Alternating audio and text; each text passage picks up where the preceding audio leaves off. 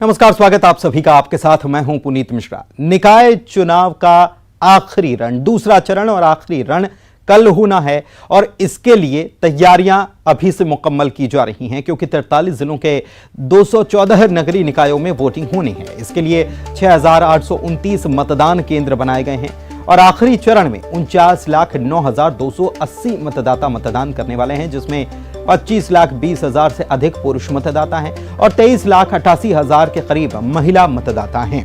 5 नगर पालिका निगम, 40 नगर पालिका परिषद और 169 नगर परिषद में मतदान होना है कल। मतदान की तैयारियां पूरी कर ली गई हैं। मतदान दलों को रवाना किया जा रहा है। मतदान केंद्रों की तरफ सुरक्षा के भी पुख्ता इंतजाम किए गए हैं। अलग अलग जिलों की तस्वीरें आपको हम दिखा रहे हैं। मतदान की तैयारियां किस तरीके से मुकम्मल यहां की जा रही हैं।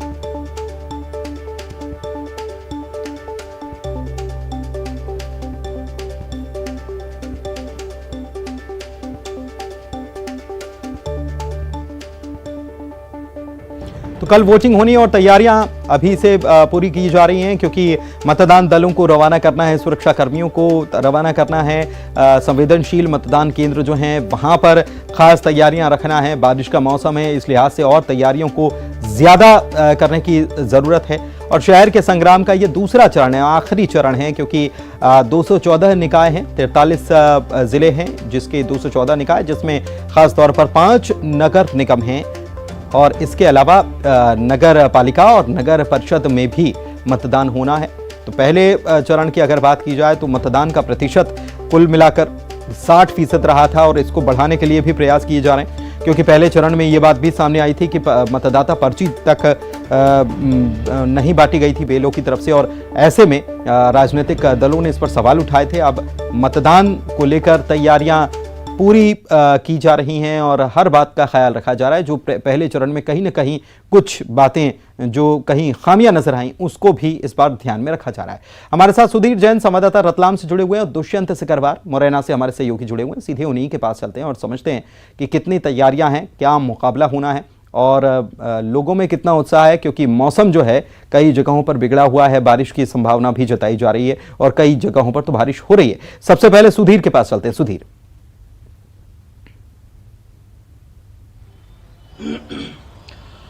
जी बिल्कुल, रिमझिम बारिश का दौर जारी है। कल जो है अंतिम चरण की वोटिंग है रतलाम में और 1 नगर निगम और 6 नगरीय निकायों में कल वोट डाले जाएंगे। 436 यहाँ पे पोलिंग बूथ बनाए गए हैं। साथ ही साथ जो है 14 क्विक रिस्पांस टीमें यहाँ पे रहेगी और साथ ही साथ जो बारिश है वो कहीं खलल न डाल दे, बारिश के विलन न बन जाए इस पूरे चुनाव में, इसके खास तरह के इंतजाम किए गए। कुछ पोलिंग बूथ थे उनके प्लेसेस भी बदली गई है। यहाँ ऐसा संभावना थी कि वहां पानी भर सकता है, तो प्रशासन लगातार मुस्तैद है।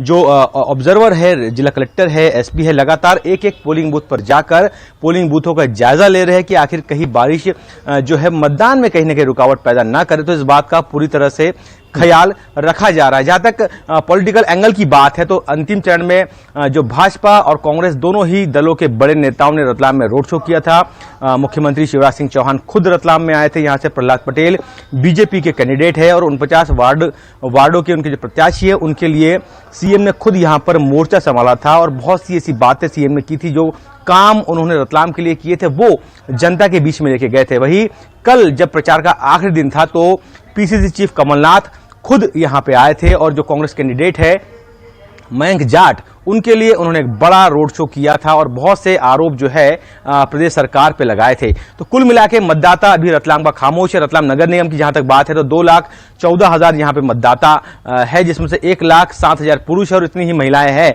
तो 49 वार्डों में यहां पे बेहद रोचक मुकाबला देखने को मिल रहा है। भारतीय जनता पार्टी के जो विधायक है उनकी साख यहां पे दांव पे लगी है और लगातार हमने खुद ने देखा कि बहुत सारी छोटी छोटी नुक्कड़ बैठकें लेकर और 1-to-1 कम्युनिकेशन फोन लगा के जो है अब मतदाताओं को रिझाने के लिए और जो तमाम जो कोशिश होती है कि वोटर उनके पक्ष में वोट करे, ये सभी तरह की कवायद अब दोनों ही पार्टी की ओर से दिखाई दे रही है। जी पुनीत, दोनों ही पार्टियों की ओर से ये कवायद दिखाई दे रही है। सुधीर, ये भी समझना चाहेंगे मुद्दे क्या हैं, जो स्थानीय लोग जो हैं किन मुद्दों को ध्यान में रखकर वोट करने वाले हैं, क्योंकि रतलाम में हमने तस्वीरें देखी हैं कि जब भी बारिश होती है, थोड़ी सी ज्यादा बारिश हुई तो हालात कैसे बन जाते हैं, ये आप तस्वीरें पहुंचाते रहते हैं।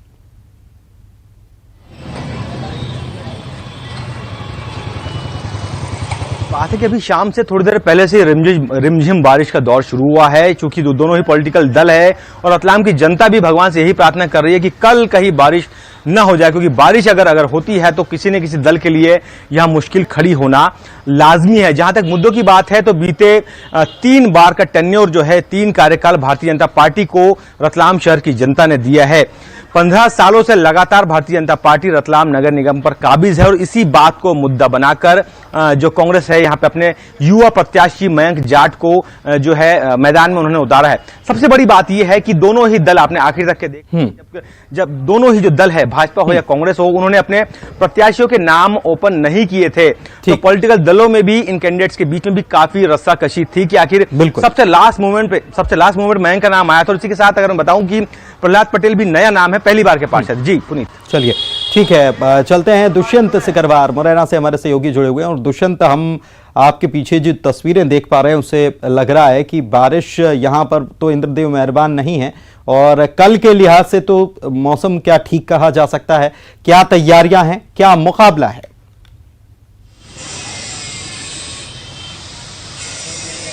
जी पुनीत, कल शाम को तो बारिश हुई थी देर रात, और अभी भी मौसम रात होते होते फिर से बारिश जैसा हो रहा है। अगर बारिश होती है तो निश्चित तौर पर मतदाता के लिए मुसीबत होगी, और जितना कम मतदाता आएगा उतना ही कम वोटिंग प्रतिशत रहेगा, जो दोनों ही पार्टियों के लिए मुसीबत होगी। यहाँ सीधा मुकाबला अगर देखा जाए तो कांग्रेस बीजेपी में ही है। सबलगढ़ नगर पालिका में, झुंडपुरा नगर परिषद में, कैलारस जौरा नगर परिषद में और मुरैना नगर निगम में ये चुनाव होना है। द्वितीय चरण और अंतिम चरण है। मुरैना नगर निगम में अगर बात करें तो सभी नेताओं ने काफ़ी जान फूकी है, दोनों ही पार्टियों के नेताओं ने, कांग्रेस और बीजेपी के। कमलनाथ, जयवर्धन, इन्होंने रोड शो भी किया है। शारदा सोलंकी जो कांग्रेस की उम्मीदवार है उनके समर्थन में। उधर जो स्थानीय केंद्रीय नेता हैं और सांसद भी हैं, नरेंद्र सिंह तोमर, उन्होंने लंबे समय तक यहाँ पड़ाव डाले रखा। ज्योतिरादित्य सिंधिया सीएम की भी सभाएं हुई, रोड शो भी हुए। कहीं ना कहीं दोनों ही पार्टियों ने अपनी पूरी ताकत और दम लगा दी है इस सीट को जीतने के लिए। अब आने वाला वक्त ही बताएगा कि आखिर ऊंट किस करवट बैठेगा। अगर मतदाताओं की बात करें तो 2,85,000 यहाँ नगर निगम क्षेत्र में मतदाता हैं, जिनमें 1,75 पुरुष हैं और 10 के करीब महिलाएं हैं, और 18 थर्ड जेंडर भी हैं यहाँ वो मतदाता। और मतदाता बिल्कुल अब चुप है, और ये कल ही पता चलेगा। बिल्कुल कल ही साफ होगा कि क्या मतदान जब ईवीएम बंद हो जाएंगी, लॉक हो जाएंगी, उसके बाद जब खुलेंगी उसी दिन पता चलेगा कि किस पर मतदाताओं ने भरोसा जताया है, किस पार्टी पर, और किसका जोर लगाया है, जिसने भी, दोनों दलों ने, तो किसका जोर कितना काम करके आए। आप दोनों हमारे साथ बने रहिए। एक बड़ी खबर आगर मालवा से हम दर्शकों को बता दें। बड़ी खबर यह कि यहां बच्चों पर आकाशीय बिजली गिरी है और 7 बच्चे गंभीर रूप से घायल हुए हैं। स्कूल से बच्चे घर लौट रहे थे, इसी दौरान आकाशीय बिजली गिरने की वजह से बच्चे इसमें जख्मी हुए, झुलसे हैं। बच्चों को झालावाड़ के लिए रेफर कर दिया गया है। सोयत थाना इलाके के ग्राम सोयत खुर्द का ये पूरा मामला है। आगर मालवा से ये बड़ी खबर आपको बता रहे हैं। आकाशीय बिजली गिरने की वजह से 7 बच्चे गंभीर रूप से घायल हुए हैं। स्कूल से घर लौट रहे थे और इसी दौरान बच्चों पर आकाशीय बिजली गिर पड़ी और बच्चे जख्मी हुए हैं। उन्हें झालावाड़ रेफर कर दिया गया। सोयत थाना इलाके के सोयत खुर्द का यह मामला है। तो ये तस्वीरें भी अस्पताल में जब भर्ती किया गया बच्चों को, उस वक्त की तस्वीरें भी, काफी भीड़ यहां पर लग गई थी। और मौसम लगातार जो है वो खराब है, क्योंकि बारिश लगातार हो रही है और साथ ही साथ बिजली गिरने की पहले ही मौसम विभाग ने संभावना जता दी थी। और बिजली गिरने की वजह से 7 बच्चे जो स्कूल गए थे और वापस घर आ रहे थे, इसी दौरान बिजली गिरने की वजह से ये बच्चे जख्मी हुए, बुरी तरह से जख्मी हुए। इन सभी को इलाज के लिए अस्पताल में भर्ती करा दिया गया है। आकाशीय बिजली गिरी है और इसकी वजह से ये बड़ी घटना पेश आई है। अब बच्चों का इलाज वहां पर किया जा रहा है। देख सकते हैं आप तस्वीरें, कितनी अफरा तफरी मच गई और यहाँ कितनी संख्या में भीड़ इकट्ठी हो गई। ये झालावाड़ इनको अब रेफर किया गया है, घायल बच्चों को, ताकि उनका जल्द से जल्द उचित इलाज हो सके। आपको बता दें कि सोयत थाना इलाके के सोयत खुर्द का ये मामला है। रजनीश सेठी आगर मालवा से हमारे संवाददाता जुड़े हुए हैं, उनसे ताजा जानकारी लेते हैं कि क्या बच्चों की स्थिति है। रजनीश, 7 बच्चे जख्मी बताए जा रहे हैं, बुरी तरह से झुलस गए हैं क्योंकि आकाशीय बिजली गिरी थी। जी हाँ पुनीत, यहाँ बता दूं कि जो सोयत थाना क्षेत्र का सोयत खुर्द गांव है, यहाँ पर बच्चे स्कूल में पढ़ने के बाद में, छुट्टी होने के बाद में वो घर लौट रहे थे। इसी बीच किसी पेड़ के तेज पानी आ जाने की वजह से किसी पेड़ के नीचे वो खड़े थे, तभी आकाशीय बिजली अचानक से वहां पर गिर गई, जिसमें 7 बच्चे बुरी तरह से घायल हो गए। सभी घायलों को सोयत शासकीय सामुदायिक अस्पताल में लाया गया, जहाँ पर प्राथमिक उपचार के बाद में सभी को झालावाड़ रेफर किया गया है। फिलहाल 3 बच्चों की हालत काफी ज्यादा गंभीर बताई जा रही है, बाकी सभी अभी झालावाड़ रेफर किया गया है और उनका जो उच्च इलाज किया जाएगा। जैसे ही जानकारी प्रशासनिक अधिकारी को लगी और पुलिस को लगी, सभी तत्काल मौके पर पहुंचे हैं। सुसनेर एसडीएम भी मौके पर पहुंचे हैं और वहां पर सभी को रेफर कराया गया है। जी चलिए, बहुत शुक्रिया आपका रजनीश इस तमाम जानकारी के लिए। और बात करते हैं अब जल प्रहार की।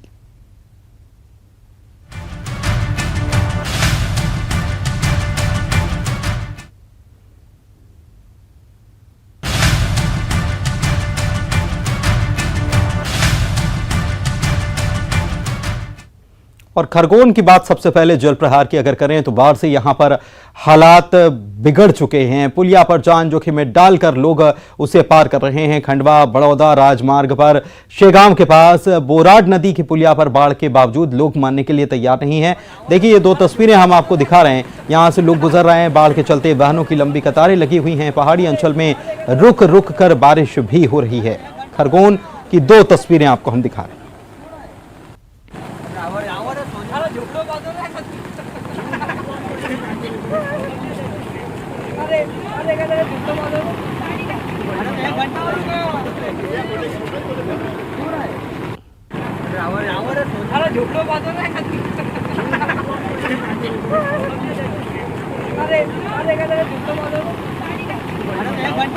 देखिए, एक तस्वीर, पहली तस्वीर में आप साफ तौर पर देख पाएंगे कि पुलिया के ऊपर से पानी किस गति से बह रहा है, कितने तेज बहाव से ये पानी गुजरा है। लेकिन उसके बावजूद जो लोग अपने आप को इसे पार करने में बहादुर साबित करना चाहते हैं, असल में वो बेवकूफ़ी कर रहे होते हैं।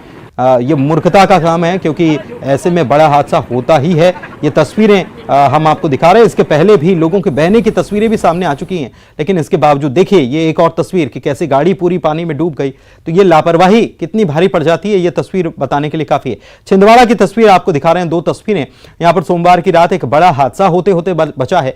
नवे गांव के पास नदी पार करते समय एक गाड़ी बीच में फंस गई और गाड़ी में सवार लोगों के साथ बड़ा हादसा होते होते टला है। ग्रामीणों ने वक्त रहते 3 लोगों को बचा लिया। तस्वीरों में नजर आ रहा है कि किसी रात के अंधेरे में गाड़ी बीच नदी की खड़ी हो गई और स्थानीय लोगों ने सकुशल सभी यात्रियों को बाहर निकाल लिया। सुबह होने पर क्रेन की मदद से गाड़ी को पानी से बाहर निकाला गया। उधर बैतूल में जारी मूसलाधार बारिश से जिले के नदी नाले उफान पर चल रहे हैं।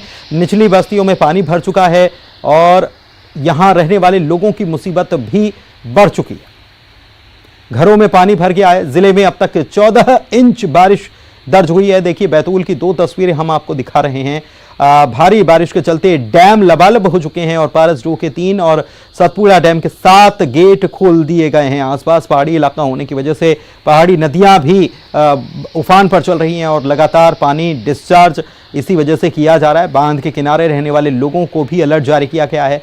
भारी बारिश की आशंका को देखते हुए मौसम विभाग ने ऑरेंज कैटेगरी का अलर्ट अभी भी यहां जारी कर रखा है।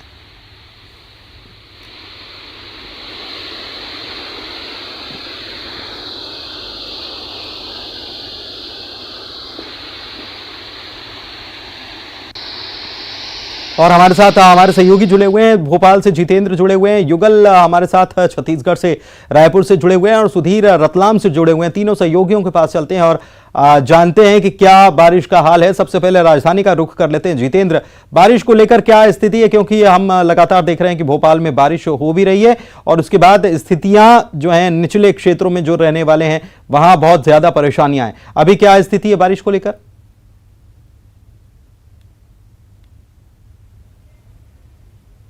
तो मौसम विभाग ने आने वाले जो 48 घंटे हैं उसे लेकर ऑरेंज अलर्ट जारी कर दिया है। तो जाहिर सी बात है अति से ज़्यादा बारिश होने की चेतावनी जारी की है और नर्मदापुरम संभाग हो, जबलपुर संभाग हो या फिर अलग जो भोपाल के आसपास के भी कई ऐसे ज़िले हैं वहाँ पर अति से ज़्यादा बारिश को लेकर अलर्ट जारी किया। बिजली चमकने गरजने के संकेत दिए गए हैं तो लोगों को अलर्ट होने की संभावना है। और अगर बात करें तो आपदा प्रबंधन के 92 ऐसे सेंटर बनाए गए हैं जहाँ पर क्विक रिस्पांस सेंटर बनाए गए हैं जहाँ पर लगातार मॉनिटरिंग की जा रही है कि जो नदी तालाब डैम लबालब हैं वहाँ पर किसी तरह से लोग उनके पास ना पहुँचे। उनको रेस्क्यू करने के लिए भी लगातार दल रवाना कर दिए गए हैं मगर लोगों को अलर्ट रहना पड़ेगा और जो उफनते नाले हैं नदियाँ हैं उनके आसपास लोग ना पहुँचे। भोपाल में अभी तक 9 इंच से ज़्यादा बारिश दर्ज की गई है और अगर बात करें हालांकि फिलहाल अभी बारिश का दौर रुका हुआ है मगर रुक रुक कर जब बारिश हो रही है तो उसके चलते कहीं ना कहीं पानी जल जमाव की स्थिति बनी हुई है और इसे लेकर की स्थिति बनी हुई है। पानी अभी भी रुक रुक कर बारिश हो रही है।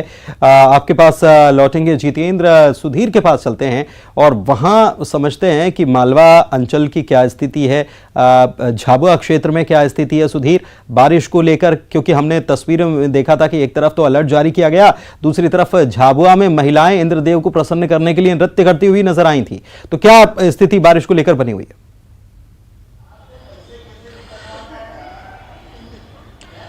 देखिए, उज्जैन संभाग के बहुत से ऐसे जिले हैं जहां पे अभी पर्याप्त बारिश की शुरुआत नहीं हुई है। एक राउंड जरूर आया था मानसून का, लेकिन अब जो है यहाँ पे इंद्रदेव मुझे लगता है कि नाराज दिखाई दे रहे हैं। रतलाम में भी लगातार ऑरेंज अलर्ट की बात की जा रही है, लेकिन अभी सिर्फ यहाँ पर रिमझिम बारिश थोड़ी देर होती है और उसके बाद जो है बारिश रुक जाती है। तो झमाझम बारिश का दौर अभी बाकी है। किसानों को पहले राउंड में जो बारिश हुई थी उसमें किसानों के चेहरे खिले थे, लेकिन अब जो है कहीं ना कहीं एक मायूसी भी नजर आ रही है। रतलाम की जहां तक बात है, रतलाम, मंदसौर, नीमच, झाबुआ, अलीराजपुर, इस पूरे बेल्ट में बहुत ज्यादा बारिश अभी देखने को नहीं मिली। जिस तरह की तस्वीरें विदिशा, बैतूल, छिंदवाड़ा और भोपाल से सामने आई थी, उस तरह की तस्वीरें यहां जो है अभी इस पूरे बेल्ट में कहीं ना कहीं ये तस्वीरें अभी नहीं है।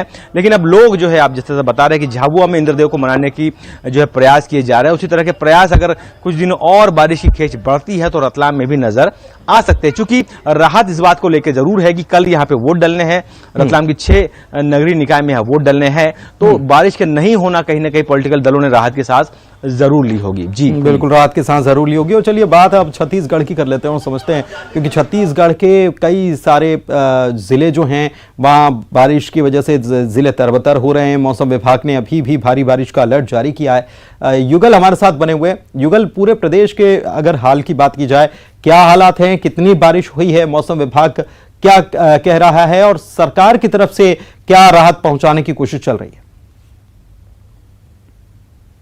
देखिए पुनीत, उत्तर छत्तीसगढ़ और मध्य छत्तीसगढ़ में अभी राहत की बात है, लेकिन बस्तर संभाग है, दक्षिण छत्तीसगढ़ में है, वहाँ पर जल प्रलय की स्थिति है। बीते 3 दिनों से लगातार जो है मूसलाधार बारिश हो रही है। अमूमन जो जितने भी बस्तर संभाग के सभी जिले हैं वहाँ बाढ़ की स्थिति है। नदी नाले पूरी तरह से उफान पर है। दर्जनों ऐसे गांव हैं जिसका संपर्क जिला मुख्यालय से टूट गया है और इसके अलावा आंध्र प्रदेश और जो है जाने वाली जो मार्ग है वो भी पूरी तरह से जाम हो गया है।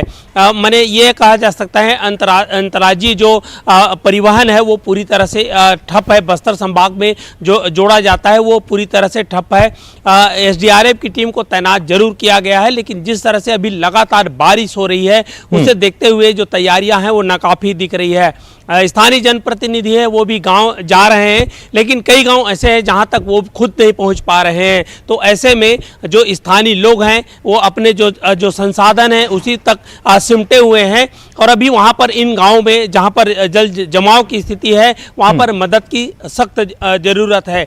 मौसम विभाग ने 24 घंटे के लिए जो है अलर्ट जारी किया गया है। उसमें रायपुर, दुर्ग और बस्तर संभाग में भारी बारिश की चेतावनी जारी की गई है। इससे यही अनुमान लगाया जा सकता है कि अगर भारी बारिश होती है तो एक बार फिर आसमानी आफत है वो जमकर कहर बरपाएगी। और लेकिन अभी अपन कह सकते हैं कि जो तैयारियां हैं वो प्रशासन की नाकाफी दिख रही है। जी चलिए, बहुत शुक्रिया आप तीनों सहयोगियों को हमारे साथ जुड़ने के लिए। और बारिश को लेकर जो जानकारियां अलग अलग जगहों से सामने आ रही हैं वो भी हमने बताया कि छत्तीसगढ़ में अलर्ट जारी किया गया है। रतलाम की अगर बात की जाए तो वहां उतनी बारिश नहीं हो रही है और अगर नहीं हुई आने वाले दिनों में तो वहां कुछ टोटके भी लोग करते हुए नजर आएंगे। बढ़ते हैं आगे। छत्तीसगढ़ के मुख्यमंत्री भूपेश बघेल प्रदेश में कुपोषण को नक्सलवाद से बड़ी चुनौती मानते हैं और यही कारण है कि प्रदेश के मुखिया पूरी शिद्दत के साथ इस प्रयास में हैं कि छत्तीसगढ़ में कुपोषण से जंग जीती जा सके। इसके लिए शुरू किया गया है अभियान। देखिए रिपोर्ट। 0 से 6 साल के बच्चों को कुपोषण और एनीमिया और 15 से 49 साल की महिलाओं को एनीमिया से मुक्त करने के लिए भूपेश सरकार ने पूरे प्रदेश में सुपोषण अभियान की शुरुआत 2 अक्टूबर 2019 से की और अब प्रदेश में मुख्यमंत्री सुपोषण योजना के नाम से इसे संचालित किया जा रहा है। इस अभियान के प्रदेश में शुरू होने के बाद लगभग 4,40,000 से ज्यादा बच्चों और 2,59,000 से ज्यादा महिलाओं को गर्म भोजन और पूरक पौष्टिक आहार से लाभान्वित किया गया है। प्रदेश के मुख्यमंत्री भूपेश बघेल के नेतृत्व में चलाए जा रहे सुपोषण अभियान के सकारात्मक परिणाम भी देखने को मिल रहे हैं। मुख्यमंत्री सुपोषण अभियान के चलते राज्य में अब तक 1,72,000 से ज्यादा बच्चे कुपोषण मुक्त हो गए। इस तरह कुपोषित बच्चों की संख्या में कुल 39% की कमी आई है। वहीं राज्य में 85,000 महिलाएं एनीमिया से मुक्त हो चुकी हैं। निश्चित रूप में बहुत कमी आई है। अब पिछले साल जो रिपोर्ट भेजा गया उसमें टोटल में 8% की कमी आई है। ये एक रिकॉर्ड है अपने आप में और हमारी कोशिश ये है कि अब बीच में जो व्यवधान आया कोरोना के कारण से बहुत सारे उसमें कमी आई। हम गर्म भोजन नहीं दे पा रहे थे। कुछ जिलों में शुरू हुआ, कुछ जिलों में फिर से शुरू करना है। इसे शुरुआत हम लोग फिर से करेंगे ताकि गर्म भोजन बच्चों को मिलेगा, एनीमिक महिलाओं को मिलेगा तो निश्चित रूप से कुपोषण और एनीमिया दोनों दूर होंगे। राष्ट्रीय परिवार स्वास्थ्य सर्वेक्षण 5 के मुताबिक राज्य में कुपोषण का प्रतिशत 31.3 है, जो कुपोषण के राष्ट्रीय औसत से 32.1% से भी कम है। प्रदेश के मुख्यमंत्री भूपेश बघेल ने ये ठान लिया है कि कुपोषण दूर करने के लिए सतत काम करना है। कुपोषण और एनीमिया से मुक्त छत्तीसगढ़ बनाना है। और इसी के साथ इस बुलेटिन में फिलहाल इतना ही। नमस्कार।